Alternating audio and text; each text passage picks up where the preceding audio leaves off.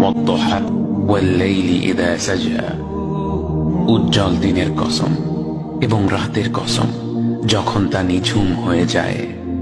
মা ওয়াদ্দা'আকা রাব্বুকা ওয়া মা ক্বালা, তোমার রব তোমাকে কখনো পরিত্যাগ করেননি এবং তোমার প্রতি অসন্তুষ্ট হননি।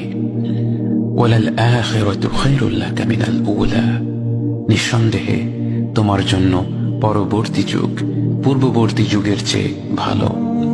ওয়ালাসাউফা ইউ'তিকা রাব্বুকা ফাতারদা, আর শীঘ্রই তোমার রব তোমাকে এত দেবেন যে তুমি খুশি হয়ে যাবে।